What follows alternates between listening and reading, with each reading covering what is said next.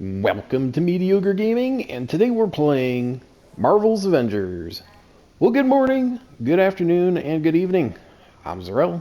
Let's get to it. All right, so today we're talking about, kind of where it's going and maybe what's wrong and where it should be going. So if you like this video, be sure to give it a thumbs up, hit that subscribe button, and ring that bell to be notified of all future episodes as soon as they go live. So let's get into it.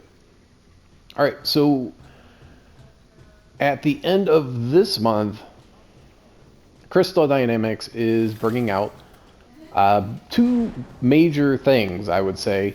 One is Spider-Man, so you're going to have a new hero that you can play as, and a raid.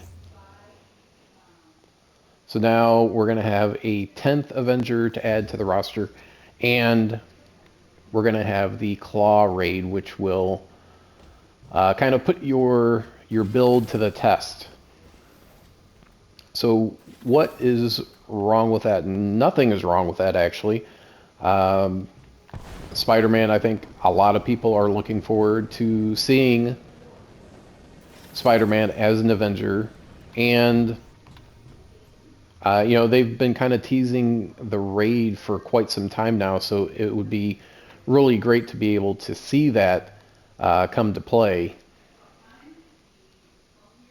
So what is wrong with the game right now as it is?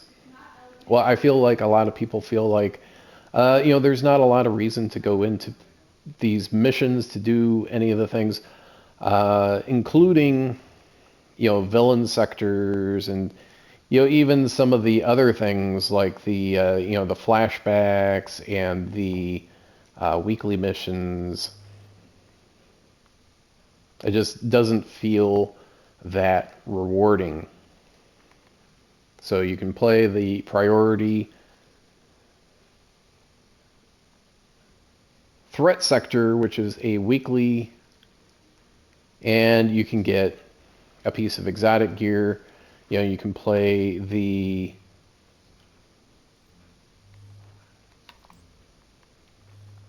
Mega Hive, the Heroic Gauntlet you can play with other people, which is always a great thing.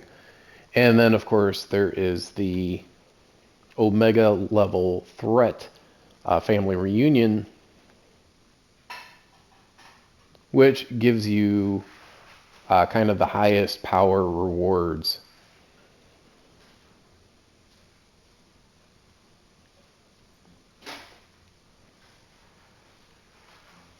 But the problem was is that you weren't always getting a drop that you necessarily wanted. You could only do it one time per week, and then once you went in, again, you wouldn't get any reward at all. And that is kind of more raid reward than anything, doing something like that. So they're changing it out so that every time that you play and complete it, Omega level threat will give you something. So that is a good change to see. One of the other changes that they're making is that they're going to get rid of some of the resources. So currently we've got, what, 1, 2, 6, 7, 8, 9 different resources to kind of juggle around with. You can have a maximum of 100,000 fragments. You can have 1,000 upgrade modules, nanite, nanotube, catalyst, plasma. You can have 10,000 Uru, I believe that's 10,000 as well. Polycoron, which you can get 1,000 of, -1, of course. And DNA keys you can have 100 of. So all these things are not going away, but quite a few of them. So Uro, plasma, catalysts, nanotubes, and nanites, those are all going away. Those are all upgrade materials for your different gear. So depending on the gear, you have different requirements. Either nanites and catalyst, nanites and nanotube. Uro is, of course, artifacts. So it kind of felt a little bit redundant because in addition to all of that, you also needed to upgrade materials once you get to 130. Anything or upgrading above 130, you needed those upgrade modules. And then, fragments you needed, then you didn't need. And there were a lot of players that wanted more fragments. So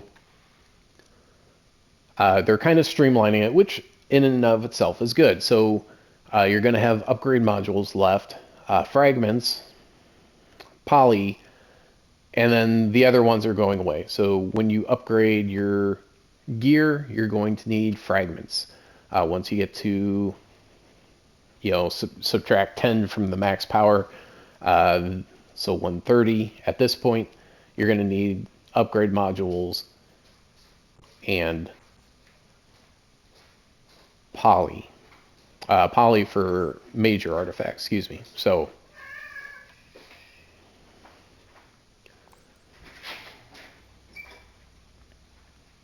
once you get to that point, so when you start dismantling the new gear or gear in general after the update, then your gear will have a chance of dropping poly depending on the level and type of gear.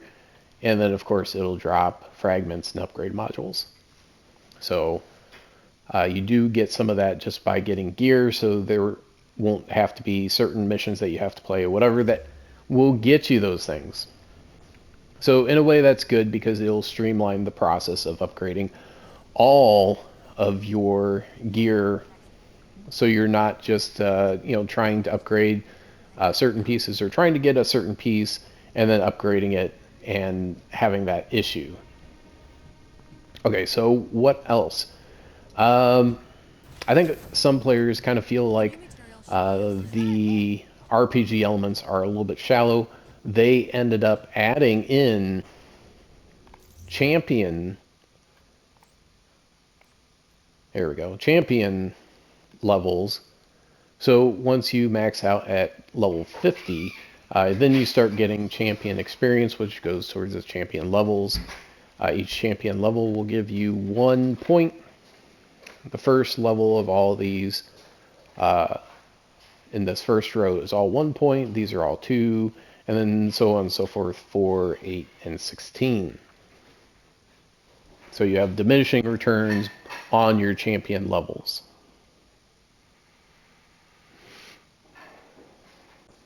So although that is good, I don't think that is what people were actually asking for.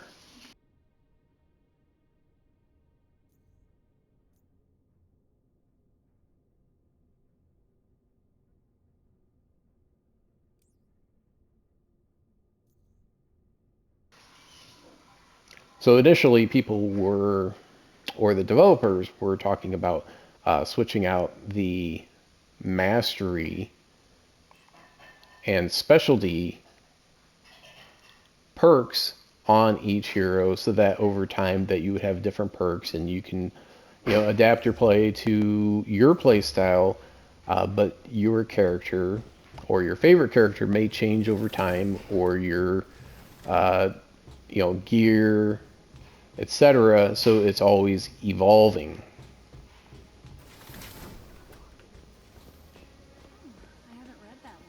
All right, so what do I think should happen with the game in the future? Not necessarily with this update, but in general. Because obviously the game has evolved since it has been released over a year ago, and I would say most of it has been positive. Fixed things that needed to be fixed, and then they changed some things around, making things more useful, some less useful, but I kind of think that some of these, like the cosmetic vendor, is a work in progress. Initially, they had a vision for it, and it wasn't working quite as well as they thought, and I believe that's still in rework. All right, so what should happen, or what needs to happen, or what could happen to make everything a little bit better, quality of life, things to do, etc.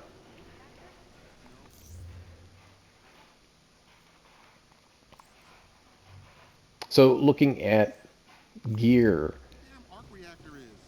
I think that the way that you get gear is okay.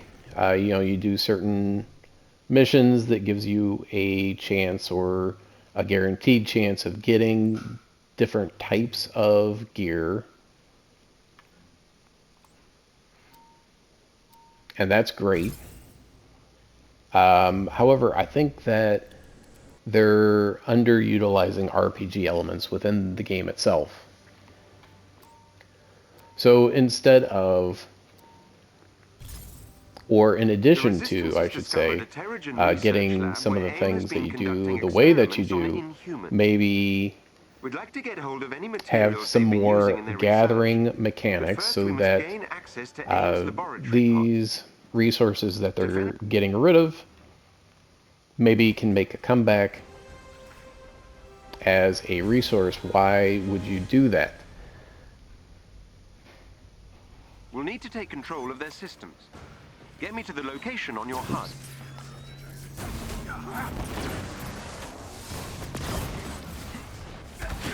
So in some games you have resources that can be grabbed and then they're used in crafting. I think crafting is not an option right now, although there is kind of a crafting system, but it's fairly weak, if and almost non-existent. So what I think they should do is have still have resources that you can gather, but then have those used for the creation of pieces in the game. So you have these, you know, major and minor artifacts. Maybe not major artifacts. I think those should be kind of the way they are right now.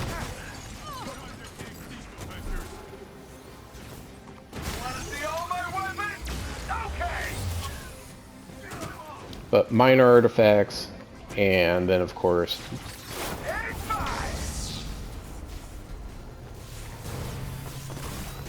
your melee, your range, your heroic gear, all that stuff. I think there should be a possibility, at least, for a way that you can create your own.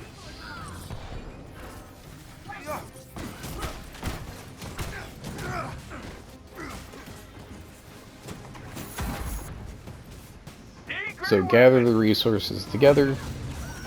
Once you have enough, then you can create a piece of gear, and of course the pieces that are the best, the most desirable pieces are going to be you know, more difficult to find the resources for, whether it is you know, salvaging those pieces, mining those pieces, getting them off of enemy units.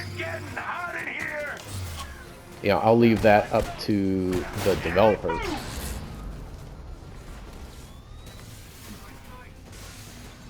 I'm almost done. Hang in there. Alright, 80% done. What else? So creation of, and we need to go into more detail about that, because just say, hey, you can create some gear. Isn't that great? Yes and no. If it's gear that nobody wants, it really isn't going to matter.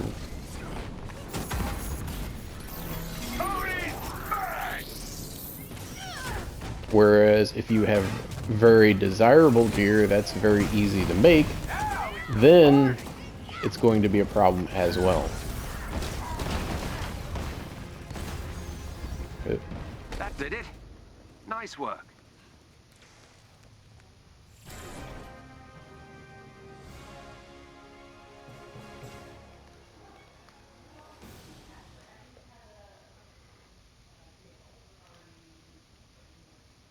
So as you know, the gear that you Well get done. has The a Resistance now range to has it. access to the So research let's go pods in back this to the laboratory. Chimera, the With any helicarrier. luck, we can ascertain new information on their Inhuman research project, There, here we and go. hopefully use it to protect more of our people. Travel to the outpost.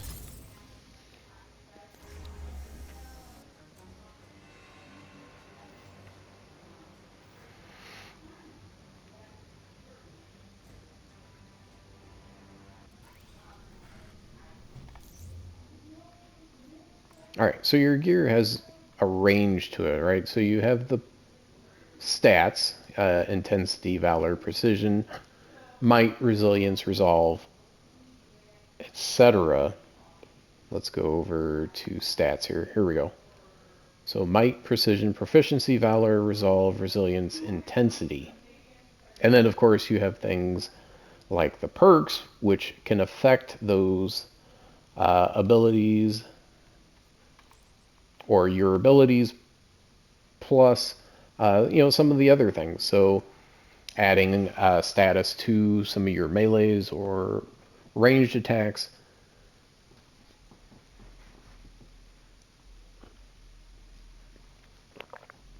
Giving you a shield, recouping your willpower or your health, etc. So you have perks, things like Tachyon Surge or increased damage while doing something or using an ability, creating a Jarvis barrier, things like that. And even those things, some things are predestined, they're predetermined, they're always going to happen. Missile attacks deal particle damage. So every single missile that you do is going to have particle damage associated when you have that perk unlocked. However, you have other ones that have a percentage chance, and that is also a range. So depending on the star, that will determine the pool of perks that you can have on a piece, as well as the range of percentages that you have. So 15.2 versus maybe 22%, whatever that range happens to be. So the higher the percentage, the better chance you're going to have to proc that perk. So 15.2% chance weak point attacks create or grant a heroic charge burst for all heroics. So your heroics recharge a little bit faster for a few seconds when that perk procs. Bit of a tongue twister. Plus, that is also affected by your proficiency, because this perk chance, the higher your proficiency, the higher the perk chance. So the perk chance goes up, 21%. So instead of 15%, it's higher.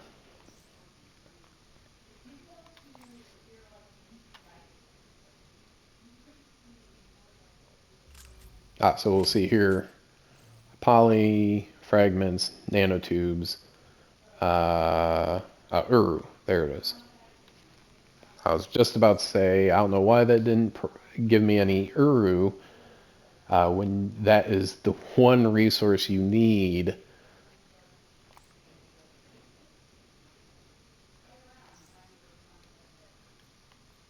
to upgrade minor artifacts. So having a way to gather these resources to create new items would be great. And then, if only there were, some place where you could actually, put those things together, get the resources, and then put them together into a fabrication machine of sorts that maybe is being underutilized now.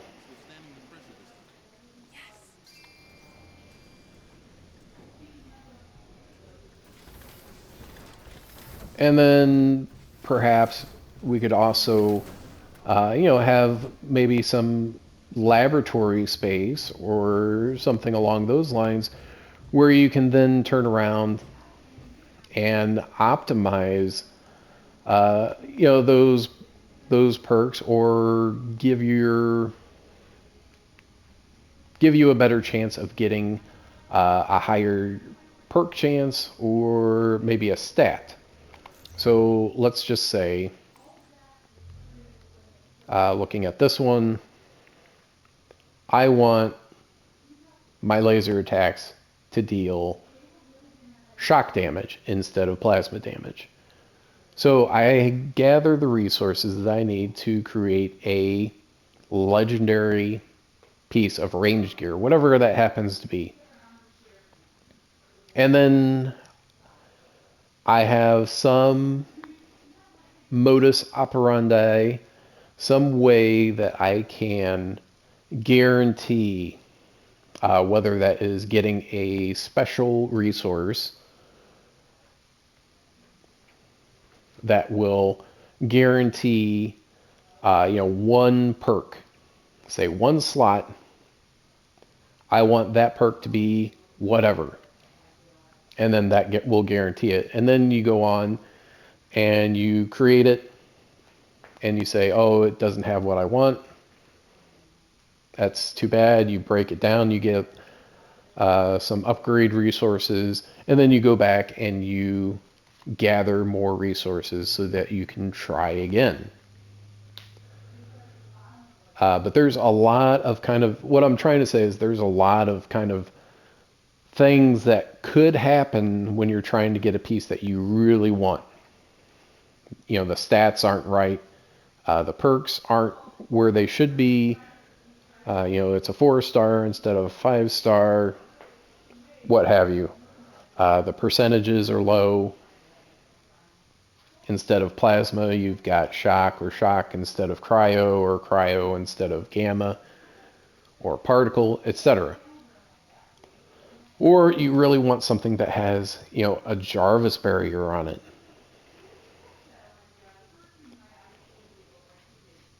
So you get the resources, you ensure that one slot will have a Jarvis barrier, or maybe you can guarantee one slot and one stat. I don't know. I don't know how much that would break the game. Obviously, the developers would be better able to say something about that. And you can gather the raw materials somewhere, and then maybe you have to go someplace and refine the materials and say, okay, I have 100 of these, but that's unusable. I have to go to the lab and I have to refine it into something else that is usable. So you go to the lab and you say, okay, I need to refine this. And these things all will take time. I mean, that makes a lot of sense. So, it takes time to gather the materials. So then you go and you have to refine the materials. You say, okay, I need to refine these materials. And, maybe I come to the anthill and I say, okay, let's get these materials refined. As soon as Dr. Pym gives the green light, he's a bit reluctant. You say, great. Think it's true? Okay, that's going to take, Mental breakdowns? 12 hours or whatever it happens to be. 12 hours, and let's refine that down. And we're going to get the materials refined, and then you go back and you collect the materials, and then you go and you fabricate your piece of equipment. And then the piece of equipment is refined and or optimized. So then let's say you can take that piece and maybe the stats are low, or the percentages on the perk procking is low, and you go and you say, okay, maybe I can go somewhere, do something, go somewhere / do something, I think it's probably a combination of the two, right?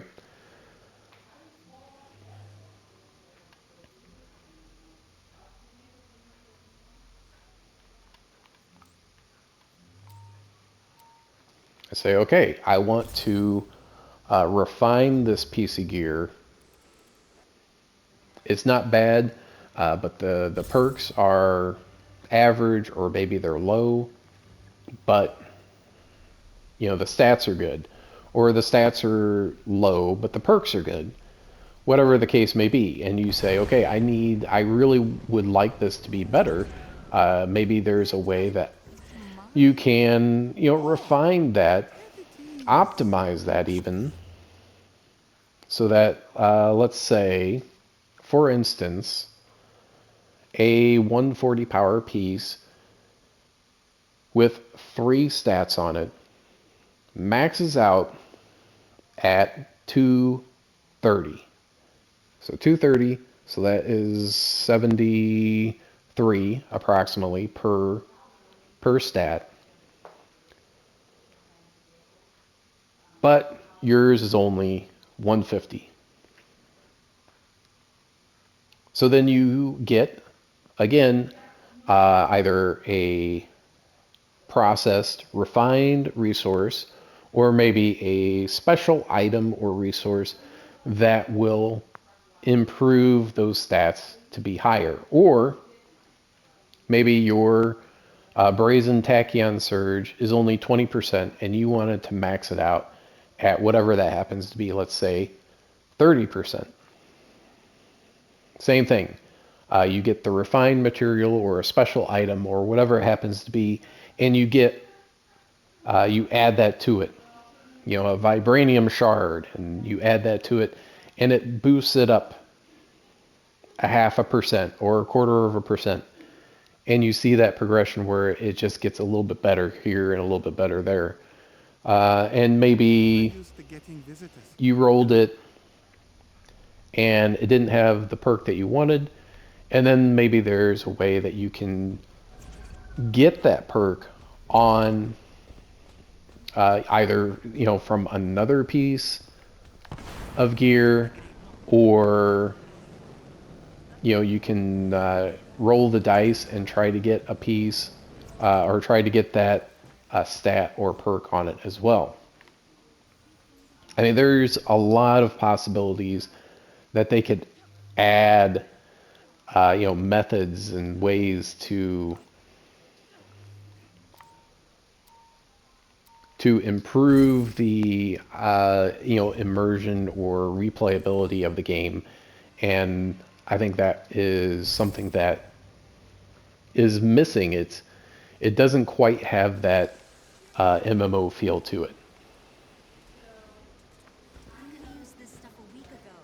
So I mean, there's already a cosmetics vendor. I'm not sure we need a fabrication machine for cosmetics. And then you have other vendors,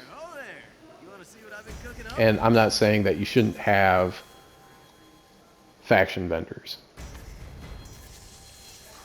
I think it makes a lot of sense to have faction vendors. But what are they actually offering? As you're increasing your level, I think faction vendors come into play with gear, but once you hit maximum level and maximum power, I think the importance of them decreases dramatically. So trying to keep those vendors in a position where they can provide something to all levels of players, not just a niche area, would be great as well.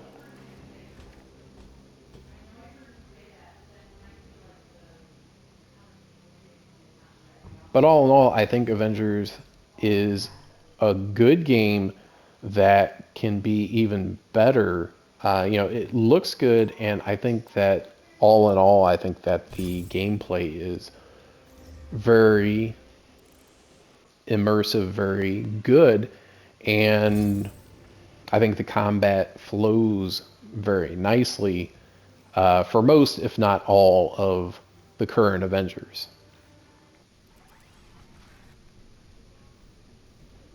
Now, additionally, I think that some of the tile sets, some of the maps are underutilized, and some of them, and some of them have missed an opportunity. So, Eastern Seaboard, you see a lot.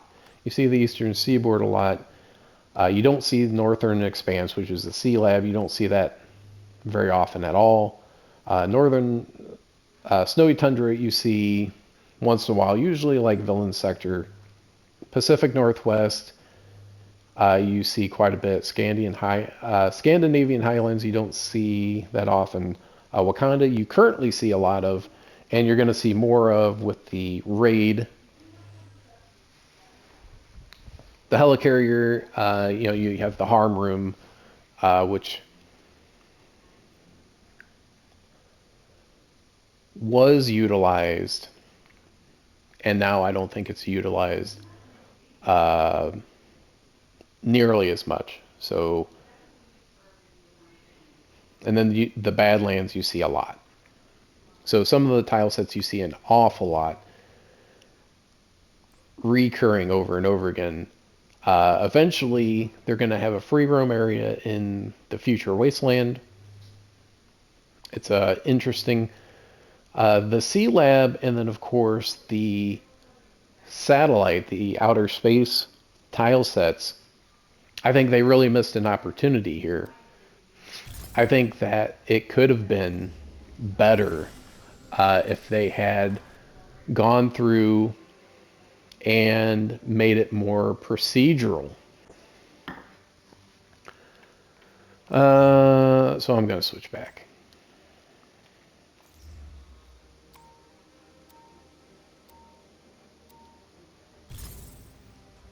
So instead of having the same map every single time, I think they could have used the opportunity to create their own custom map where it changes every playthrough. Sounds ominous. You have a start point which stays the same, and you have the end point which stays the same. In between, it can be different every time. Just little things like that can add a lot to the game. You didn't mention we'd be having a snow day. You're landing on one of the few above So this ground one entrances to AIM's always underwater starts network. right at the surface, and then you have to get into the elevator, and then beyond that, You ready to go for a ride, bud? I assume you're they can have being it changed. metaphorical, as I have no physical location and thus cannot be moved. Yeah. And it can even be, you get to a point, you have a fight, and then Our lives you never get more normal, do they? and then I'm you go working my way forward. through layers of encryption, but it will take me a moment to get to the elevator controls. I'll take these guys out while we wait. Sorry, boys. Got an elevator coming. That unit is emitting an NFC security field. You'll need to take it out to gain access to the elevator. On it. So I think it was a missed opportunity. I think it was something that they could have really hit a home run with, and for whatever reason they didn't.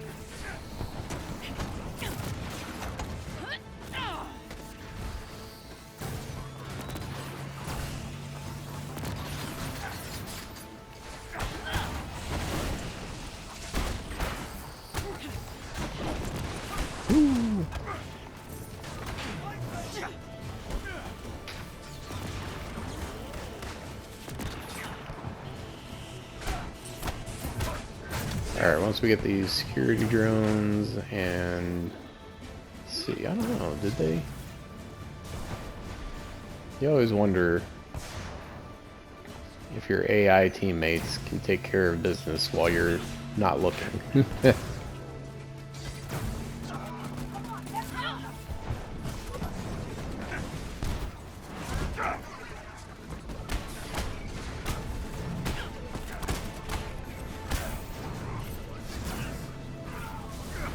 Oh, there it is. Watch your eyes, everyone! The elevator is What are you now looking under at? our control. Take him out.